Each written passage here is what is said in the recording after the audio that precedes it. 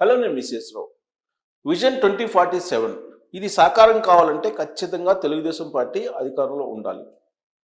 మనం గతంలో ఉమ్మడి ఆంధ్రప్రదేశ్లో ఏం జరిగింది అని కనుక ఒక్కసారి రివీల్ చేసుకుంటే, తెలుగుదేశం పార్టీ అధికారంలో లేనందువలన 2004 నుంచి 2014 వరకు అప్పట్లో చంద్రబాబు నాయుడు గారు తయారు చేసినటువంటి 2020 విజన్ 100% అమలు కాలేదు, కొంతమేరకు మాత్రమే అమలైంది. అయితే విడిపోయినటువంటి ఆంధ్రప్రదేశ్కి 2047 విజన్ అయితే చంద్రబాబు నాయుడు గారు తయారు చేశారు. అది 100% అమలు కావాలంటే తెలుగుదేశం పార్టీ అధికారంలో ఉండాలి. ఇక్కడ రాష్ట్ర అభివృద్ధికి తెలుగుదేశం పార్టీ అధికారానికి మధ్య బలమైనటువంటి సంబంధం ఉంది. అందుకే ఇప్పుడు తెలుగుదేశం పార్టీ 2047 వరకు అధికారంలోకి ఉండడానికి ఒక బ్లూ ప్రింట్ని, ఒక రోడ్ మ్యాప్ని తయారు చేస్తూ ఉంది. ఆ రోడ్ మ్యాప్ని కడపలో జరిగేటువంటి మహానాడులో ప్రకటించాలి అనేటువంటి ఒక ఆలోచన చేస్తున్నారు. ఆ మేరకు కసరత్తు కూడా జరుగుతుంది.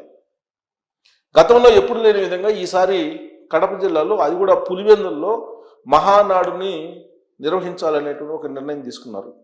ఎందుకంటే వై నాట్ పులివెందల అనేటువంటి స్లోగన్ చంద్రబాబు నాయుడు గారు 2024 ఎన్నికలకు ముందు చేశారు. అది సాకారం కావాలంటే మహానాడు కడప జిల్లా పులివెందుల్లోనే నిర్వహించాలి అనేటువంటి ఒక ఆలోచన కడప జిల్లా తెలుగుదేశం పార్టీ లీడర్లే చంద్రబాబు నాయుడు గారికి చెప్తూ ఉన్నారు. ఇప్పటివరకు అయితే మహానాడు కడప జిల్లాలో నిర్వహిస్తారు అని చెప్పి మాత్రం కన్ఫర్మ్ అయింది. కాకపోతే కడప జిల్లాలో ఎక్కడ మహానాడుని నిర్వహిస్తారు అనేది మాత్రం ఇంకా నిర్ధారించలేదు. బట్ పులివెందులకు సంబంధించిన తెలుగుదేశం పార్టీ లీడర్లు మాత్రం పులివెందుల్లోనే నిర్వహించాలి మహానాడుని.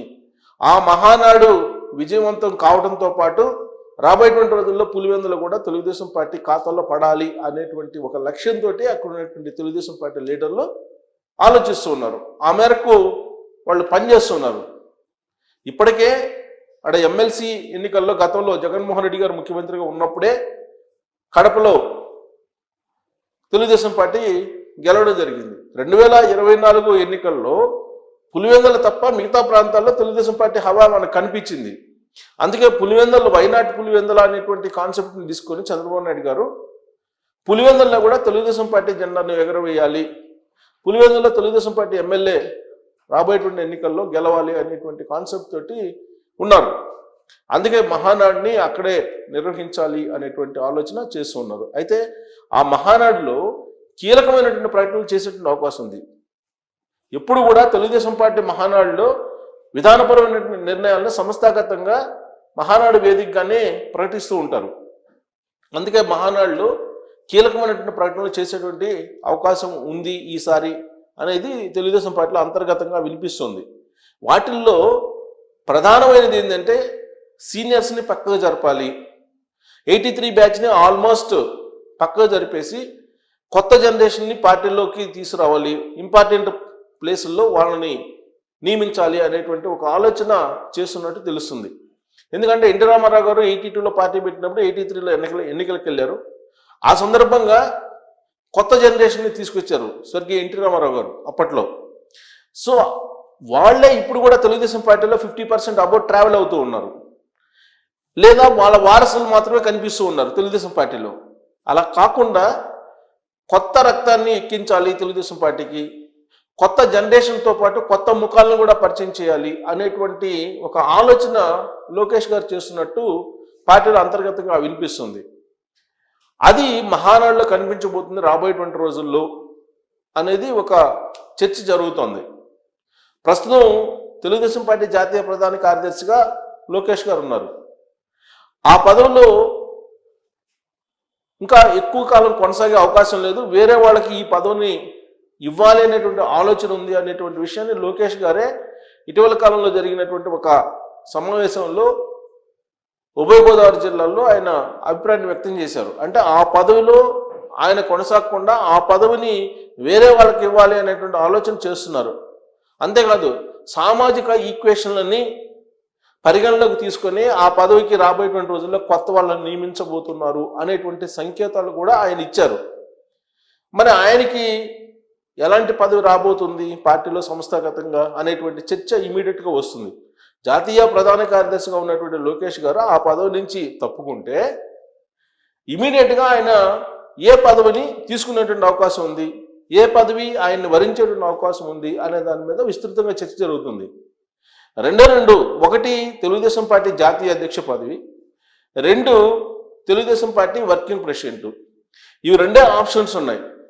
ప్రస్తుతం తెలుగుదేశం పార్టీ జాతీయ అధ్యక్షుడిగా చంద్రబాబు నాయుడు గారు ఉన్నారు, అలాగే తెలుగుదేశం పార్టీ ఏపీ అధ్యక్షుడిగా శ్రీనివాసరావు ఉన్నారు.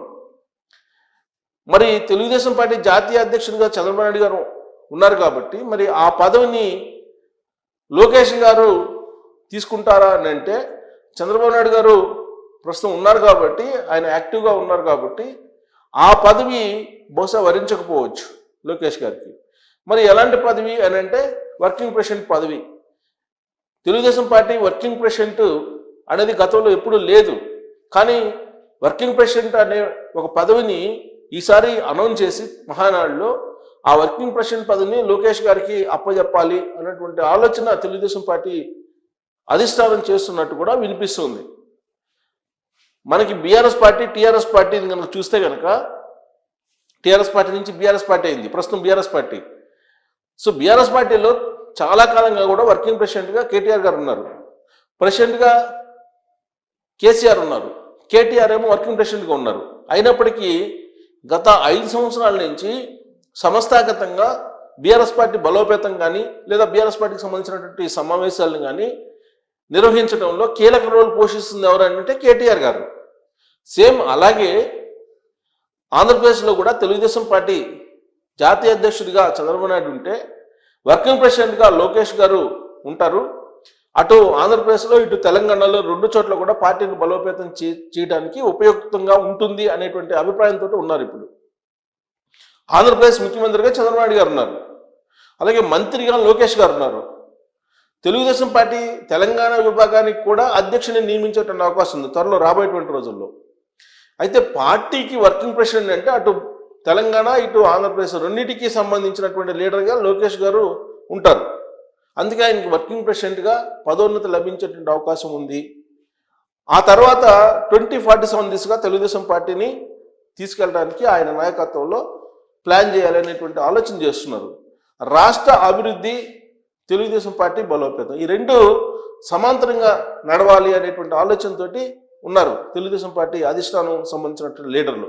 అందులో భాగంగా సీనియర్స్ని ఆల్మోస్ట్ పక్కన పెట్టాలి, వాళ్ళని కేవలం ఒక సలహాదారులుగానే మాత్రం ఉంచుకోవాలి సంస్థాగతంగా.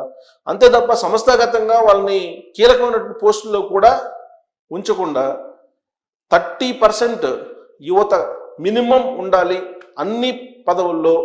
అటు విభాగాలు, అనుబంధ విభాగాల్లో కానీ పొలిట్ బ్యూరోలో కానీ 30% అబోవ్ ఉండాలి, 40% దాకా కూడా ఉండాలి అనేటువంటి కాన్సెప్ట్ని లోకేష్ గారు తీసుకురాబోతున్నారు.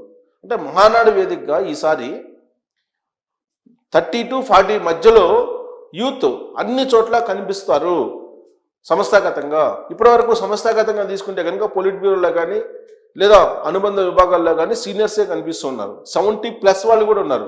ఈ 70+ వాళ్ళని తప్పించేసి ఆ ప్లేసుల్లో యువతని తీసుకురావాలి అనేటువంటి ఆలోచన పార్టీలో అంతర్గతంగా జరుగుతుంది. మరి ఆ సాహసోపేత నిర్ణయం తీసుకోగలరా అంటే క్యాబినెట్ని కనుక చూస్తుంటే ఇప్పుడు ఖచ్చితంగా లోకేష్ గారు కీలకమైన నిర్ణయాలు తీసుకునేటువంటి అవకాశం ఉంది అని చెప్పి తెలుస్తుంది. అందుకే లోకేష్ గారి జట్టు, లోకేష్ గారి టీం మహానాడు వేదికగా సంస్థాగతంగా మనకి కనిపించబోతుంది. వర్కింగ్ ప్రెసిడెంట్గా లోకేష్ గారు ఉండే అవకాశం ఉందని చెప్పి తెలుస్తుంది. సో రాబోయేటువంటి రోజుల్లో సమూలంగా పార్టీని ప్రక్షాళన చేయడంతో పాటు యువరక్తాన్ని ఎక్కించడం ద్వారా 2047 దిశగా పార్టీ రోడ్ మ్యాప్ను తయారు చేసినటువంటి క్రమంలో అది సక్సెస్ అయ్యేటువంటి అవకాశం ఉందా సీనియర్లు కాదని